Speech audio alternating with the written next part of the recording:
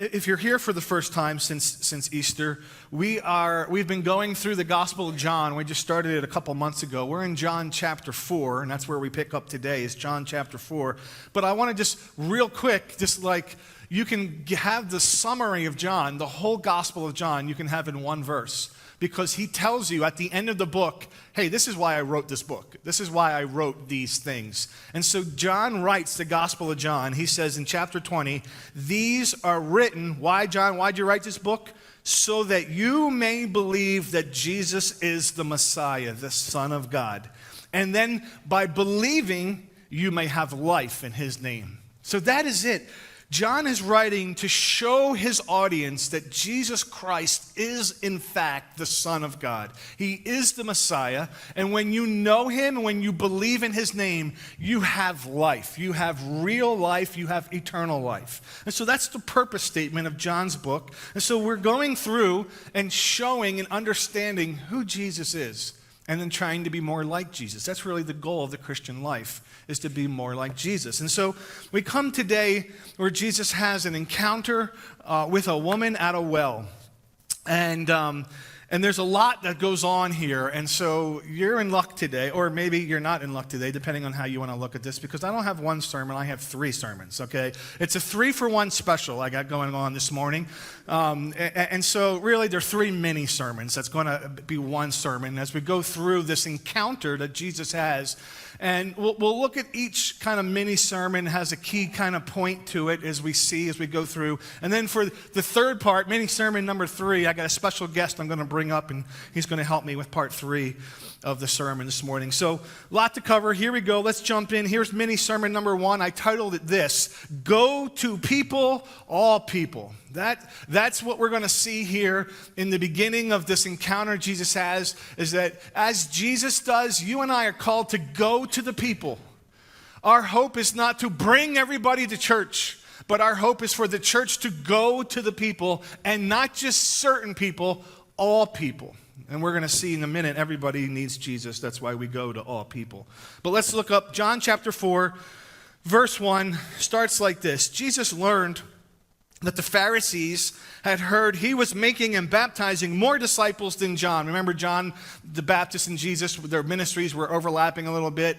And so John's disciples were getting all worked up. More people were going to Jesus. And John's like, listen, this is the way it's supposed to be. He must increase. I must decrease. Now the Pharisees, the religious leaders, are hearing something's going on with this Jesus guy. And Jesus is like going to want to avoid conflict right now. He's not ready to take them on yet. I mean, he's ready, but it's not in his timeline to do that. And it says, though Jesus himself was not baptizing, his disciples were. It's kind of interesting, just a little side note, little leadership development note. It's interesting that it wasn't even for Jesus about Jesus. He wanted his team to be involved in the process of his ministry. He was delegating responsibility to his disciples early on in the ministry, right? And so verse 3, it says, so he left Judea and he went again to Galilee. I'm going to show you in just a minute on the map as to what's going on here, so you can kind of picture Israel in your head. And it says in verse 4, he had to travel through Samaria. He had to travel through Samaria. Now, it's interesting, John words it like this. He didn't have to travel through Samaria. He chose to travel through Samaria. But John says he had to travel through Samaria because what I believe is happening here is the reason he had to do it is because it was a God-ordained appointment that was on the other end of this journey. And here's just one thing that I want you to see in this, is that God is still in control. Listen, and God is not done ordaining appointments with people that are far from God, that he wants you to have to go through your Samaria to get to these people who need to know the truth about Jesus. We need to go to people, all people. Now, here's what you're going to see, and we're going to talk about here for a little bit. For a Jew to go to Samaria was crazy. It was unheard of. They just simply didn't do it. They didn't do it at all because there was such animosity and hatred between the Jews and the Samaritans, right? I lost my spot here. Let me just show you on the map. Let me show you a little bit as to why this is so So crazy, okay? Here he is, he's down in Judea, right? He's down in this region here, okay? And so what he would do is he should have gone up here through Samaria, and he's trying to get up here to the Sea of Galilee region.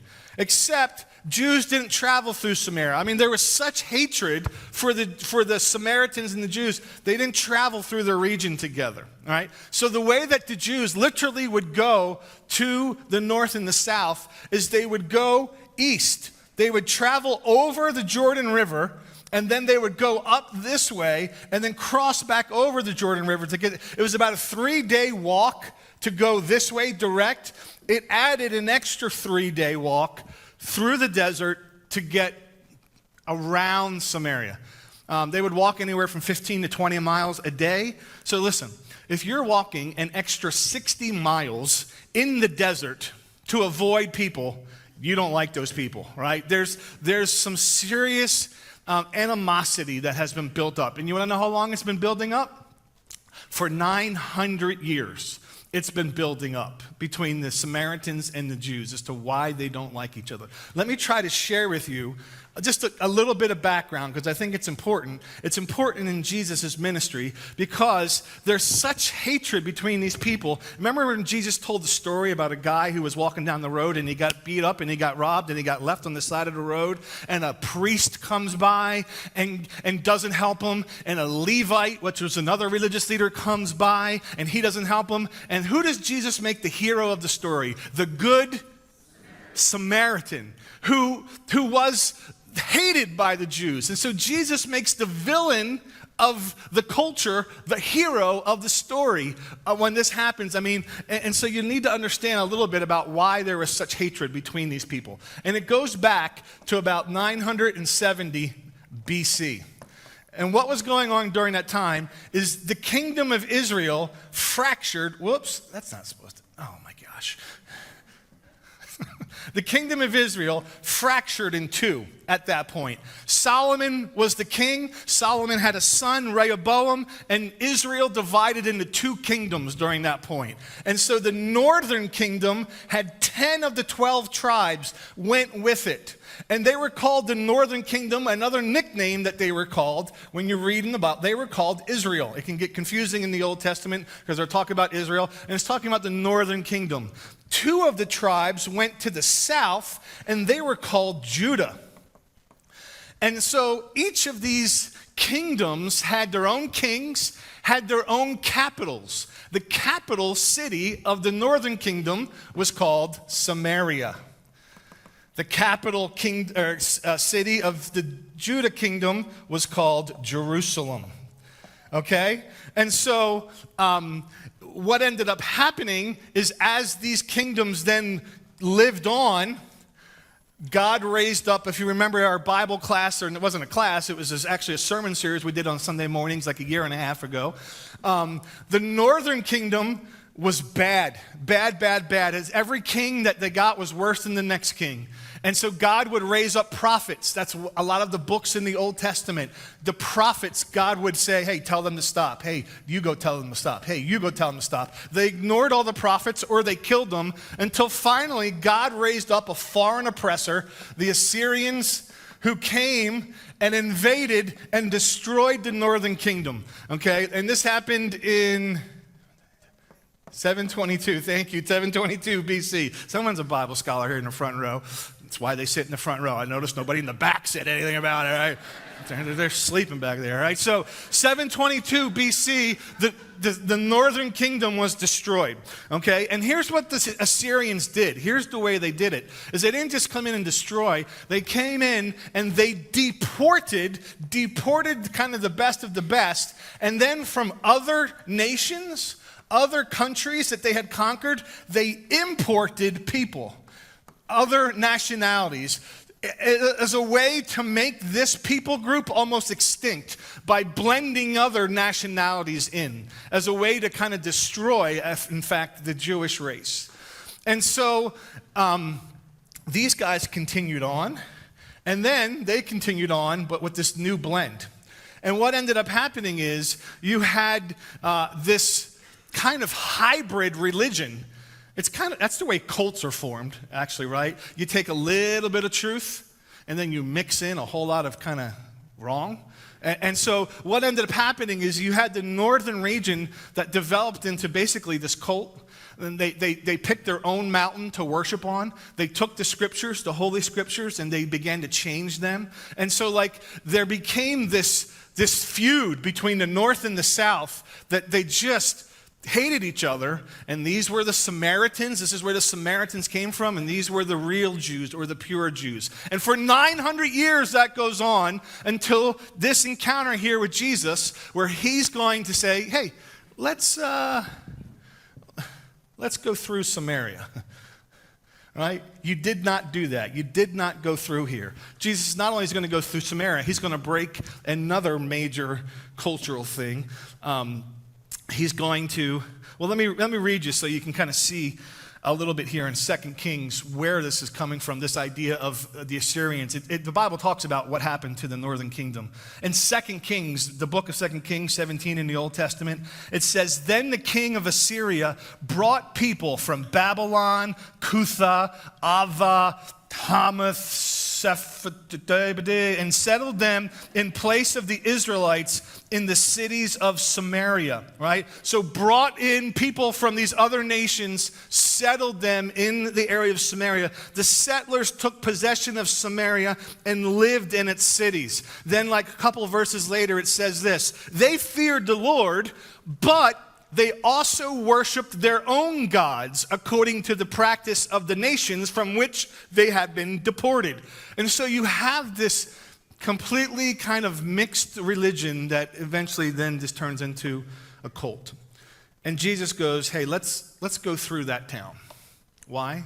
Because there was a God-ordained appointment on the other. He was not afraid of their culture. Oh, no, we don't talk to those people. Jesus is like, what do you mean we don't talk to those people? Yes, we do. We're going through. Verse 5. So he came to a town of Samaria called Sychar, near the property that Jacob had given his son Joseph. And Jacob's well was there. And Jesus, worn out from his journey, sat down at the well. It was about noon. It was a 3-day journey, walking about 60 miles through the desert. You needed to find places to stop. You needed to find wells.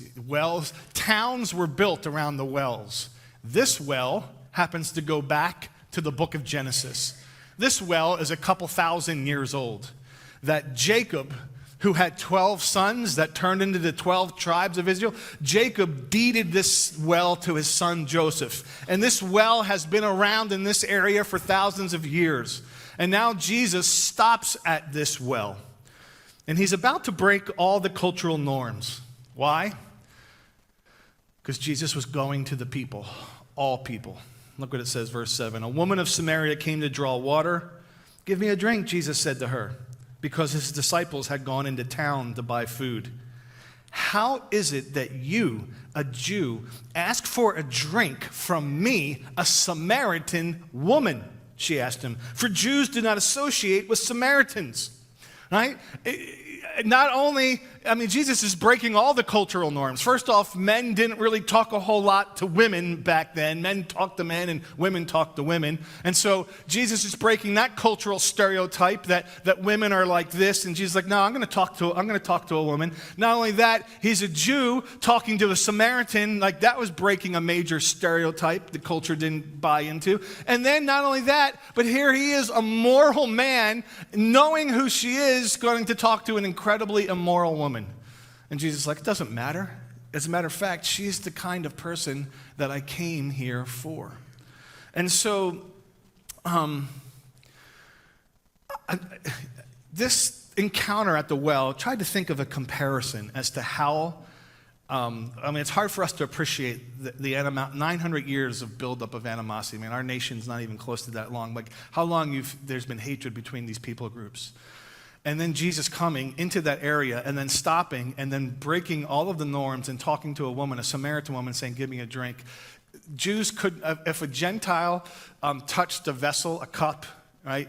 The Jews were not even allowed to touch it, let alone take a drink from it. It would make them ceremonial. There was just so many things that Jesus was doing here that was just against the norms.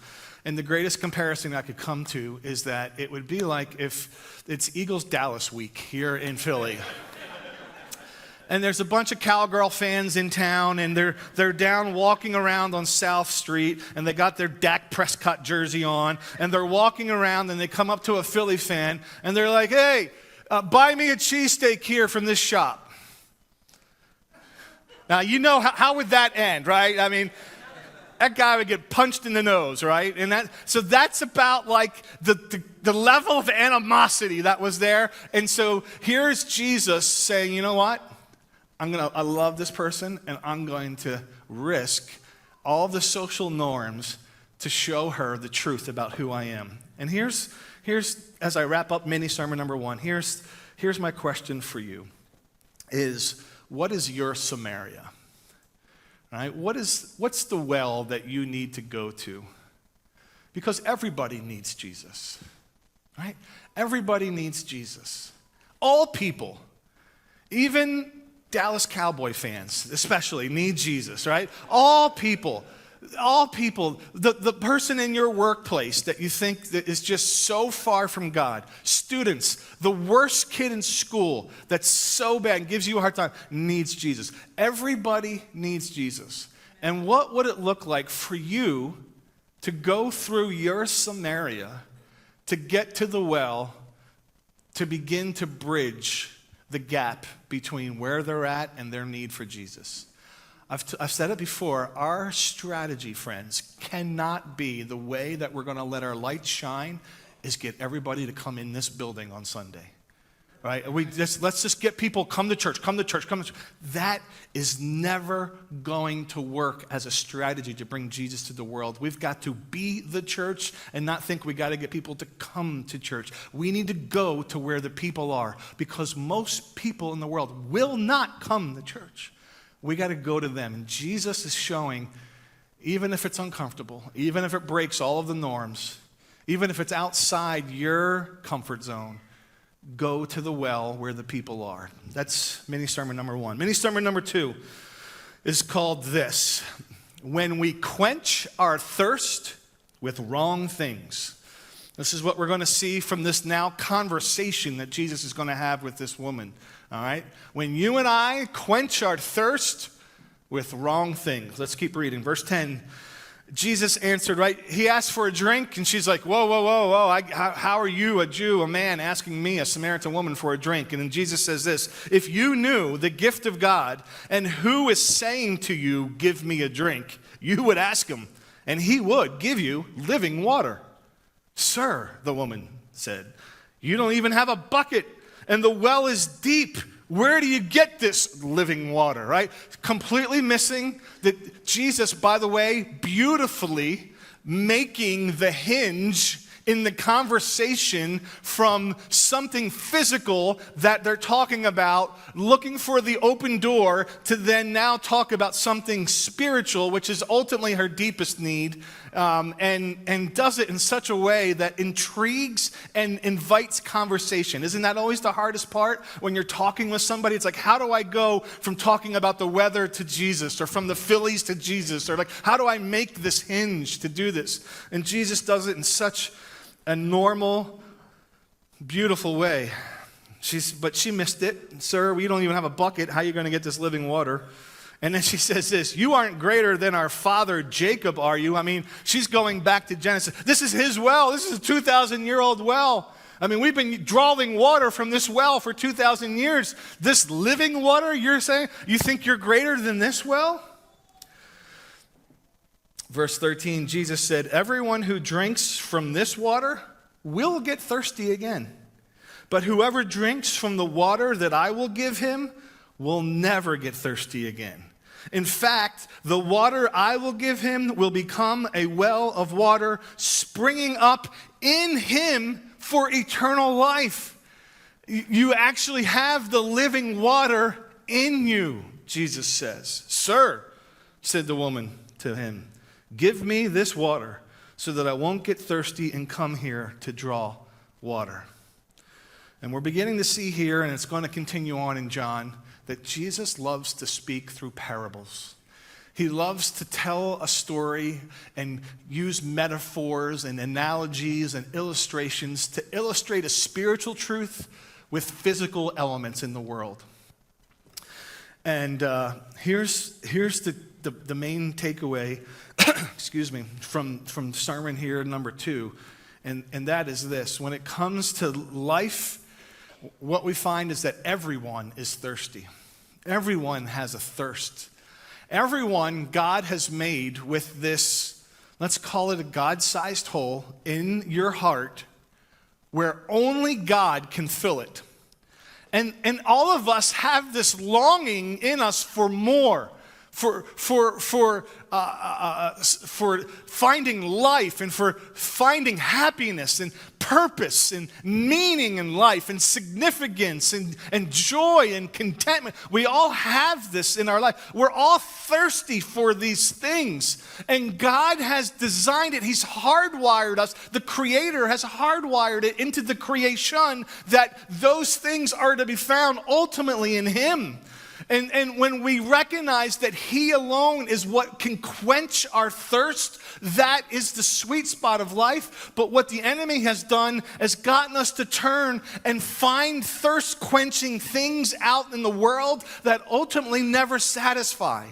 There are things like power and position or relationships or vacations or stuff or sex or money or drugs or whatever your thing is that you search after and that you're fighting for, and you say, if I just have this, then I will be satisfied. And what Jesus is trying to show this woman is that all of the things that promise to quench your thirst in the world still leave you thirsty.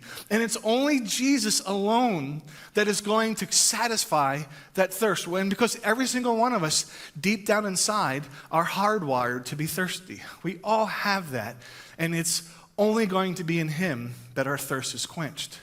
You know what this woman's things was?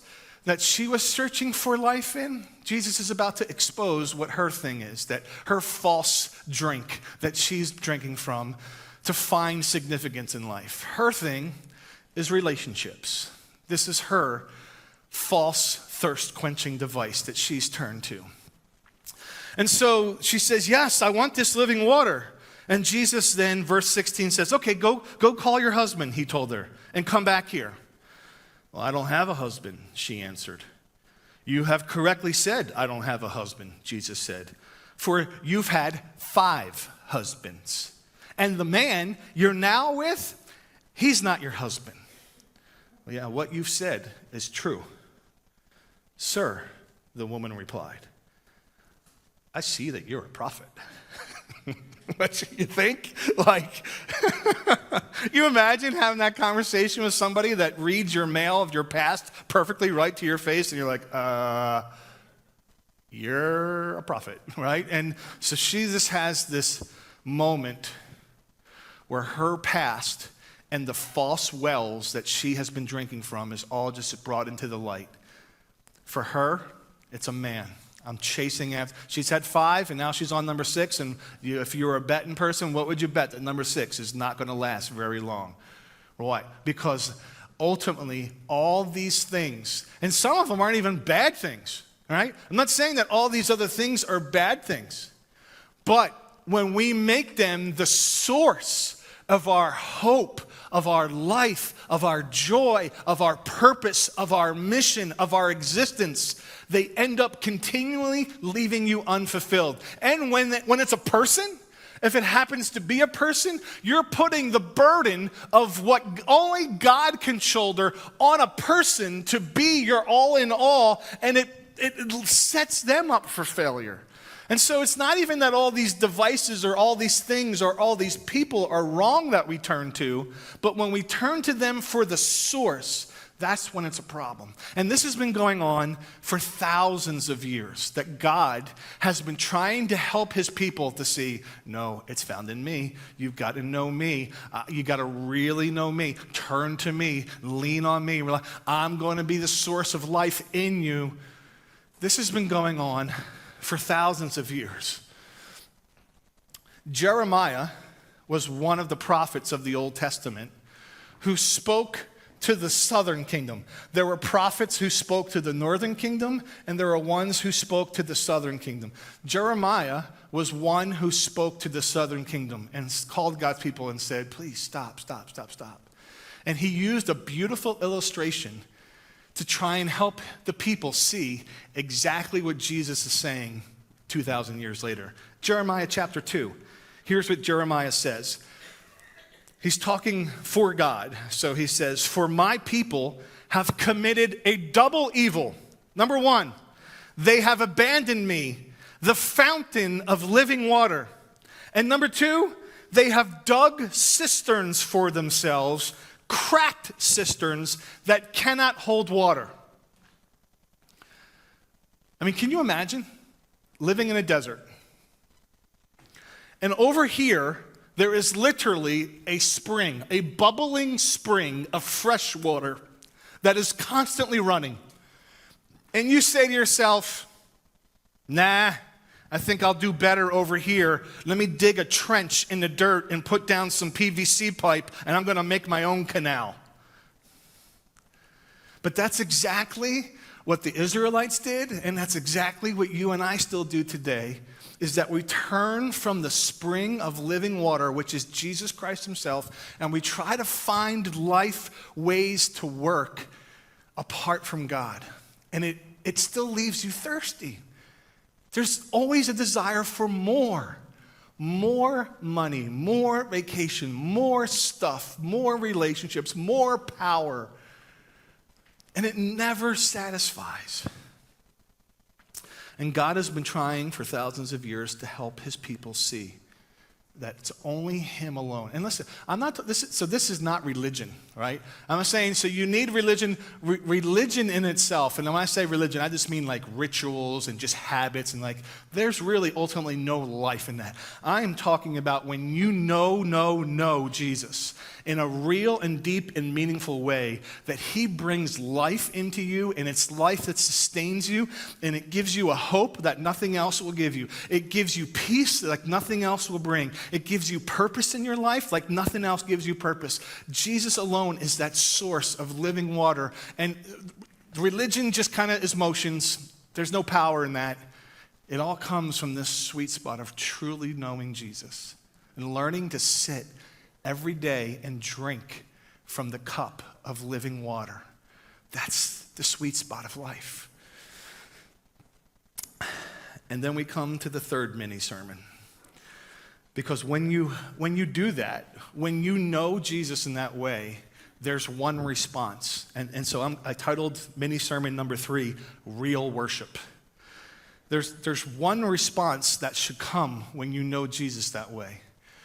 When he is your all in all, when he is your everything in life, when you couldn't imagine living life without Jesus, the response to that is you worship him. And that's where the conversation goes next with Jesus and this woman. They start talking about worship. Look, it says, the woman says, our fathers worshiped on this mountain, but you Jews say the place to worship is in Jerusalem. Remember, they're in Samaria. And so it's interesting, right? I told you that when the kingdom split, they made their own mountain and said, this is where you got to go to worship on this mountain. And the Jews were in Jerusalem, and they said, this is where you got to go to worship on this mountain. They took the Bible and they began to pull out parts of the Torah, the Old Testament. They made their own Bible. They had their own worship. Like, they created their whole separate way of life. And she's saying, well, I think we're supposed to worship here, but you Jews are saying you're supposed to worship there. Here's Jesus' response. I love it. Jesus told her, believe me, woman, an hour is coming when you will worship the Father neither on this mountain nor in Jerusalem.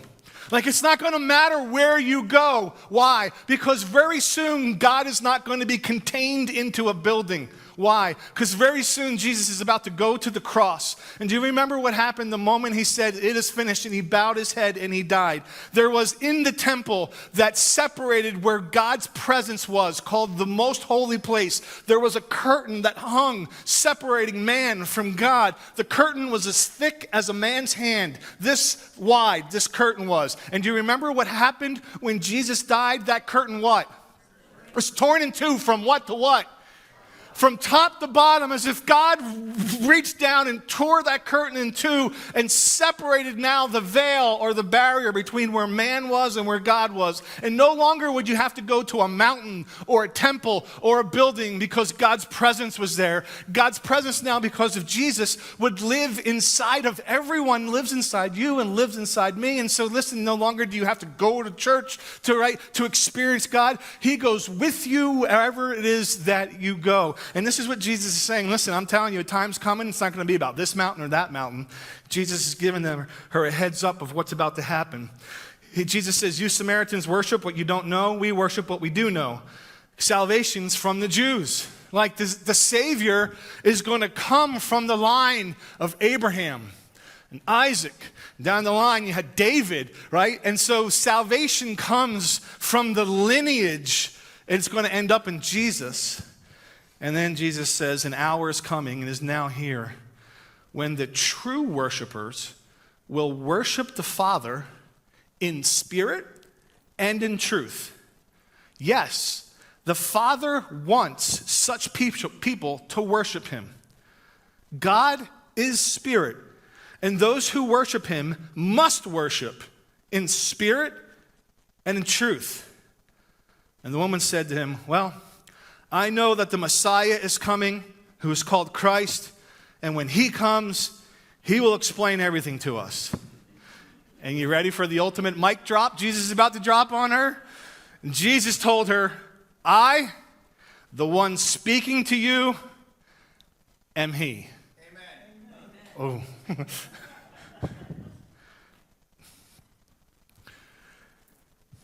Jesus says some powerful things there, and he says some cryptic things there. That God's looking for worship, and he's looking for worshipers that will worship him in spirit and in truth. I'm like, what does that mean? And then I thought, who better to answer what it means to worship God in spirit and truth than our new worship pastor, Andrew Neckel. So I'm inviting Andrew to come on up to the stage, and we're going to end sermon number 3 by just having a quick little conversation here. And he's going to help us kind of unlock this. What does it mean to worship in spirit and in truth? And we're going to sit on a stool and talk. All right? So, many of you guys know Andrew has been with us now like 4 months. It's another service to just tell the whole story of how God brought this guy onto our staff team to be our worship pastor that leads us as a church into God's presence. It is a God story, and I'm so thankful for what God has done, and it's been awesome getting to know him over the last 4 months. He's a blessing to our staff team and a blessing to our church. So just so these guys can even know you a little bit, because you're the guy leading us in God's presence every week. Share your story a little bit. Let us get to know you, your background, just a little bit. Yeah, so I grew up in a Christian home, very Pentecostal, very charismatic. Actually, the running joke is when I was 3 years old, I would kind of sneak out of children's ministry, go into the main sanctuary, grab a modesty cloth, for those of you that know what that is, and lay down on the sanctuary floor in the spirit. So very, very charismatic, just kind of where I came up from. But I gave my life to God at a very young age. I don't really have a time and place kind of memory of like, hey, here's my decision to do this. But I do have a time and a place that's really impactful for my testimony, and really the reason why I'm here. After Hurricane Katrina in 2005, I was about 12 or 13 years old, and we went on a missions trip to help clean up just some of the wreck, some of the flood damage. And so when we were there, not to my knowledge, but somebody from the worship team was there as well, and actually wrote down in their prayer journal and prayed for me that whole entire week, God, give him a heart of worship. That's incredible. Just to think about that. Somebody praying for you without your knowledge, and God said, yeah. So this was like a prophetic prayer over you. Yes. Yeah. Yep. Now, I'm 12, 13 years old, don't really know what that means. I didn't actually pick up a guitar or start singing until a few years later. So you weren't musical at that point? No, definitely not. Yeah. Definitely not. So it's just power of prayer. really, really cool and really the reason why I'm here. I did eventually start playing and singing, but that's what worship was to me. Worship was just music. Worship was just, hey, Sunday morning performance, let's go sing these few songs and let's be done, right? None of that kind of continued in throughout my week. I had a chance to do it a lot, which I'm very, very thankful for. I did end up going to Bible college because of it. But after Bible college, God really got a hold of my heart and said, hey, you got to listen to me. Here's how you be obedient to what I say, and here's how you follow Jesus. So I took that time, and I learned what it meant to follow Jesus personally, spiritually, mentally, physically, all of it. It was a really cool time of transformation where I just kind of gave my life and surrendered it to him. Fast forward, on staff at a church, met my wife Chelsea, my beautiful wife. We got married a few months later, and we have 2 beautiful children. And then just the decision to come here. So we started attending about a year and a few months ago. And every week, Chelsea and I would come home, and in the car on the way home, we'd say, did he really just say that? In a good way. Say what? Exactly. Every week. I say a lot. Yes.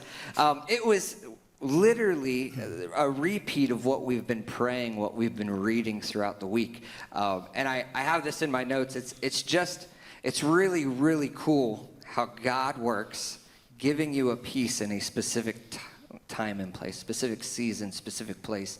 And we were here, and we just felt at home, really.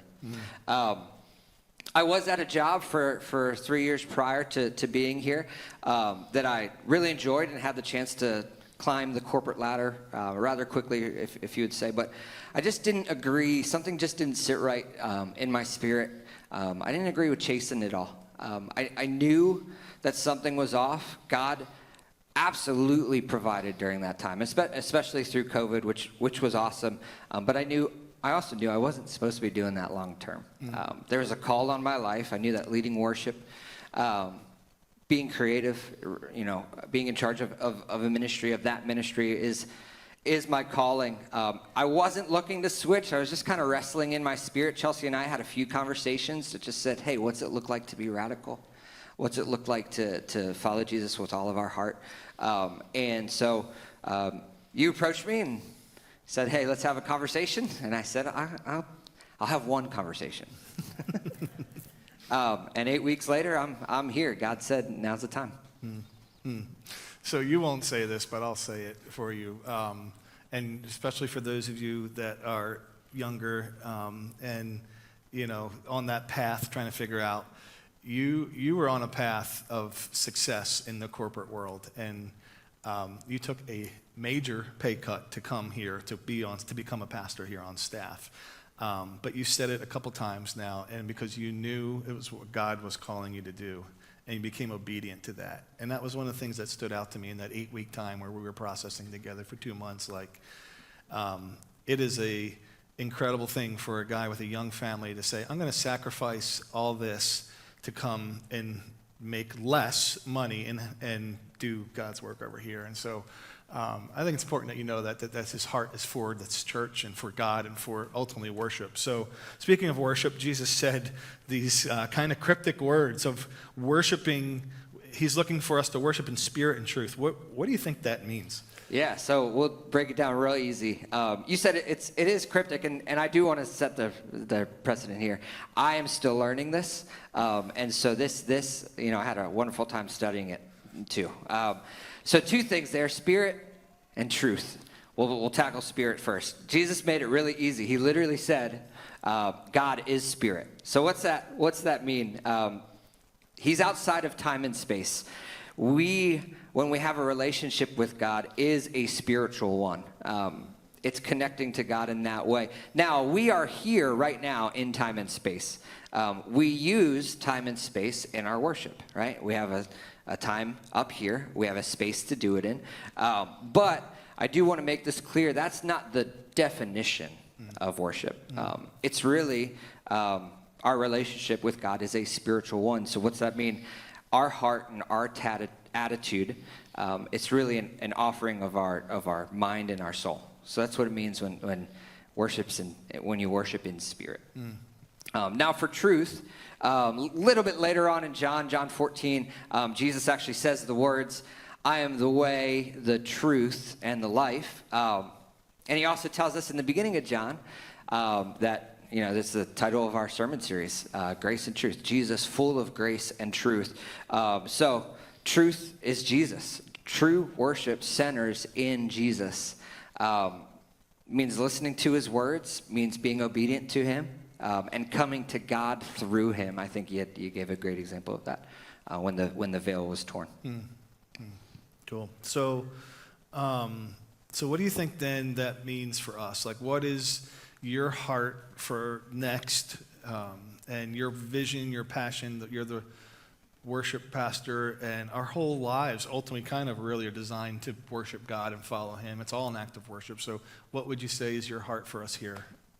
Yeah, so the beginning of this passage talks about mountains, and a time is coming where you won't worship there or there. So when it comes to us on Saturday nights, on Sunday mornings, it's not about who's up here, where we are. It's not about what creative element we have, or the latest song we get to sing from K-Love. Our worship, it does not depend on our preference or ritual. What matters is that we have the right heart position when we worship, or our attitude. We're here to experience God and dive into a deeper relationship with him. If I want to dive into a deeper relationship with my wife, I'm going to sit down with her. I'm going to talk to her. I'm going to love on her. I'm going to put her needs above mine. I'm going to eliminate any distraction. We get to do that here, but with Jesus. It's full focus, full reliance on him, seeking his face, and listening and obeying. We've said that. I think it's cool that this passage is this passage because he says the source of eternal life, of living water. It's going to Jesus in these moments for that life. We get to do that. Now, I've been in a time of worship where, just kind of what it looks like. If it's a song, fantastic. Actually, the Bible lots of times says it's song. If it's silence, no music, that's worship too. I've actually been in times where I couldn't lift my hands. I had to respond with my heart. I had to reflect. I had to sit down. I had to repent.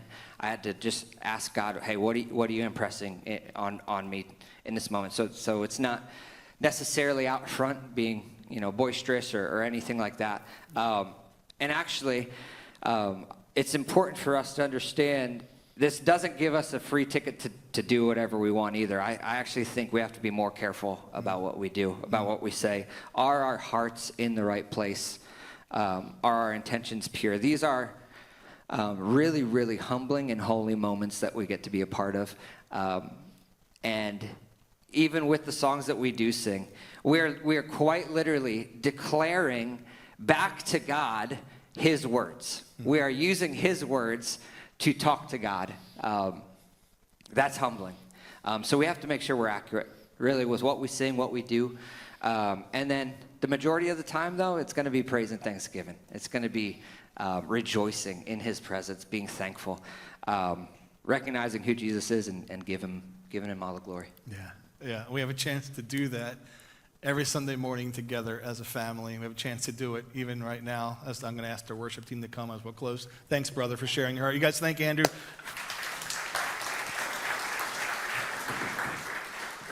So let's wrap up all three sermons, all right? Number one, go to people, all the people. Where is God calling you to go to? Who is God calling you to go to? I don't know, you remember last September, like 7 months ago, 8 months ago, we did a whole series called The Lost, where we talked about learning how to share your story. We talked about learning how to plant God's seeds. We talked about learning how to build bridges and do all that. If it's not fresh in your mind or you weren't here, can I encourage you to go back and maybe just kind of rekindle the memories of the things that we talked about? Because Jesus said he's come to seek and save the lost. And so that's a big part of what we're about as a church, is to let our light shine and to go to where the people are, because without Jesus, they're lost. Sermon number 2, of making sure that we are not quenching our thirst with wrong things. And here's my question to you. I can't remember if I asked this or not a minute ago, but are you digging trenches and trying to quench your thirst with other things? Where it's only Him, the living fountain, that will quench your thirst. What other things have you been turned to? Have that conversation with Jesus. Just ask Him, Jesus, what other things am I looking for, longing for, purpose, meaning, significance, joy, hope, power in my life besides you? And then lastly, even right now, we have a chance to worship Him. To truly, not go through emotions, not sing words on a screen, but to worship Him from here, from your spirit. And to worship Him and to mean it, to sing the truth of who He is back to Him in this moment right now. So let's stand and let's close out by doing that, worshiping Him in spirit and truth right now.